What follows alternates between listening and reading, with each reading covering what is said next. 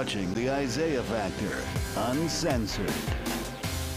A wise man once said, feminism is just a way for ugly chicks to level the playing field. I'm really trying to be patient. Like I need to tell you my location, but go ahead. So, well, I'm going to tell you your location. It's off my show. They don't want mid-30-year-old baby mamas. I'm trying to be polite, man, but they don't want those. Wow. Welcome back to the second half hour, The Factor Uncensored. Well, Kevin Samuels knew how to stir that pot. Just last week, he was a topic of a girl talk session here where he called single women over 35 leftover women. Leftover. Tonight, they're back. The women from Girl Talk discussing Samuel's death and the troubling legacy he leaves behind. So we got Dr. Angela Jones joining the ladies of Girl Talk here on The Factor Uncensored tonight. Glad to see you, Dr. Jones. I'm happy to be here. This is the first person I've seen who has died or who has passed of notoriety where people are actually glad he's dead. Some people are glad and they're not shy about it. I've never seen anything like this. Dr. Jones, your thoughts on why people have so much animosity towards Kevin Samuels? Kevin Samuels was a very controversial person, right? He made sure to stir the pot, and not only stir the pot, he stirred the pot to change people's minds in regards to how they see Black relationships, Black women, and our value. I mean, he would rate women by number, and he would diminish women's value in a lot of his podcasts, in a lot of his videos. Now, there were some times where he actually did say some positive things, and he did kind of create an environment for people to actually start talking about Black families, Black wealth. So I think that's the good part of Kevin Samuels, but he has really taken women and tear them down and, you know, and make them feel very little. So a lot of people, unfortunately, you know, a lot of people are looking at this like, we don't need another person out there that is going to create hate for women when we already have so much things that we have to work through on a daily basis. No, Dr. Jones, was it hate or brutal honesty? And I guess it's perspective in that case. Right. It's perspective, but I don't think it was hate. I think it was very skewed thoughts, right? So he believed something and that was it. He believed that Black women were enough to rate them, to belittle them, to make them feel as though they're not good enough and that they had to work towards getting a man, as though the man was the prize and the women, we weren't the prize. And so unfortunately, a lot of men and even women were on the bandwagon of Kevin Samuels, and they took what he said, and I feel like what he did was water the plant. If there was just a little bit of a garden, he grew the garden to something much bigger. All right. And Jasmine, the last time we talked about Kevin Samuels on this show last week, where he said, if you have made it to 35 years old and you're unmarried, you are a leftover woman. You didn't mince any words. You said you didn't like him or anybody who liked him. Right. Yes, I did, and I still stand by that. That's my opinion. But what's going on regarding his death? How people are kind of everyone's entitled to their perspective, right? Like even that interview, I got feedback from others, and I feel that Kevin Samuels gave his perspective, right?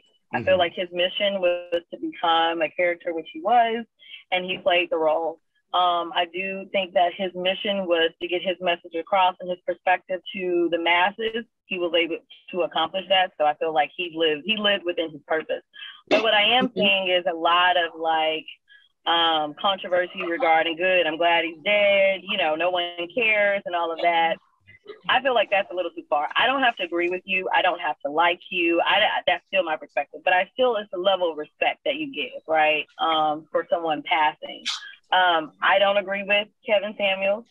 I mean, some things I do and some things I don't, but what's going on right now regarding his death, I feel like it's very tasteless with a lot of people. You know, he did mention about Black women and, you know, that those are the things that I did not like, but the way that people are just like, great, he's crucified, you know, I just think that that's a bit much, you know, so everyone's entitled to their perspective, but I feel like I feel like it's really tasteless what's going on right now, honestly. And it's something Maggie, that we your should evaluate. thoughts?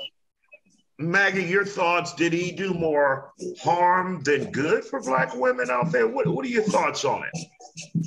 I mean, like you said, depending on what lens you're looking through, a lot of it was just all negative. And to me, with what, not just Black women, but even just minority women as a whole, what we have to deal with on a daily basis, if you have a platform to uplift your queens and to talk positivity into your queens, yet you're, demoralizing them, you're talking bad about them, you're putting them in a negative space, I really and honestly cannot have a positive opinion about this individual. God bless his soul, but just because of the person that he was as a whole and the things that he talked about, I just think that you have so many opportunities to do something more positive, especially, like I said, with the platform that you have, but yet you're using this platform to talk down on, and you're a Black man talking down on Black women. Like that, I think that just in itself was just more hurtful, not just to me, but of course amongst everybody that he's spoken to or spoken about. And so, I mean, if fellas, if there's anything that you learn from this, God don't like ugly. So please do not take anything that he's ever preached or talked about and actually add value to it, because it's just not good. It's not good at all. It's just not good for the community that we're in, the age that we're in. I want to see somebody using their platform like this to uplift us and to talk good about Black men. If there's a way that we can use this and turn it around and make it more positive from what we've learned from what he's talked about, is to uplift our queens and just love on us. We are the prize. All right, Karen, let's hear from you. Your thoughts on Kevin Samuels and so many people out there who are just glad he's dead. Absolutely. I mean, a life lost is a serious matter. I think that people are literally laying him down to rest officially on social media. Every meme, everything I've seen, they're going in on him. And it's a serious matter, but at the same time, people are kind of paying him with the same respect that he paid other people. He devalued people. He diminished people's value based on their looks, and people are just having a ball with it on social. We live in a very meme-driven world, and people are just going to react in a way that makes them feel, kind of like they're paying it forward. It's a hate-filled campaign. Unfortunately, it's sad, but that's kind of the way that people are just processing it and dealing with it. And Dr. Jones, there is an audience for what Kevin Samuels did on YouTube and on his podcast. And there are, not just to say mainly male listeners, but there's a group of male listeners out there who are kind of upset with the dating scene or the life that they have, and they bought into all of that. I remember a group of individuals who said they didn't date women in America, Black women in America anymore. They would go to the Dominican Republic, but they were avid listeners of Kevin Samuels.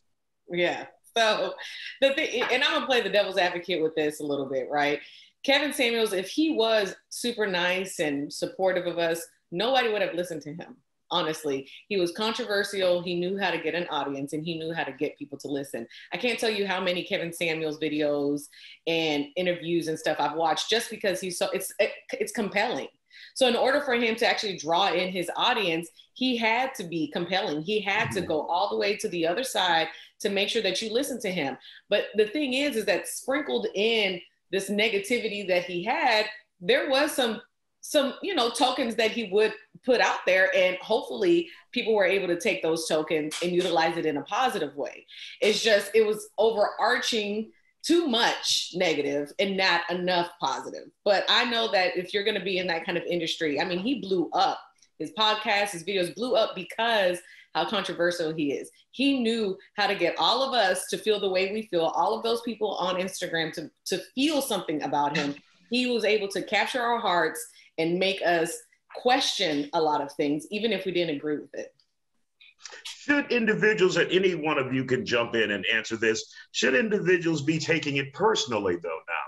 Many people, it appears, they're taking it personally by saying, I'm glad he's dead. No, it's not that. And maybe it's because some of the points that he spoke on kind of maybe, like Angie said, playing devil's advocate, kind of hit a nerve or kind of struck some truth into some people's, lives, into why they couldn't date successfully or were having trouble in their relationships or whatever have you. Maybe it's because, again, it was just, maybe there was some truth to it. I think that even for me, when I watched it, there were times that he would say something, I'd be like, that's he got a point there. It's just his delivery was trash, right? But overall, so I feel just like Jasmine said, the way people are coming at him after this man has passed away, honestly, I think it's very ugly. But I also feel like, people have a lot of more courage and a lot more strength behind the screen, ugly things, right? It's just not a nice thing to do. But, he maybe wasn't nice to you, but you can still be gracious to someone in their passing. I mean, he passed away. I mean, he was a figure in our community, whether negative or positive. I cannot tell you, and I'm sure everybody here has had conversations outside of this about Kevin Samuels, and that was the point. He made us talk about the Black family, whichever way he had to do it. All right. Well, ladies, thank you for joining us. And I see Jasmine just had enough and she hung up on us. She's probably having connection problems. But thank you all for joining us here on Girl Talk. And thank you having you, Dr. Angela Jones, as special guest on Girl Talk tonight.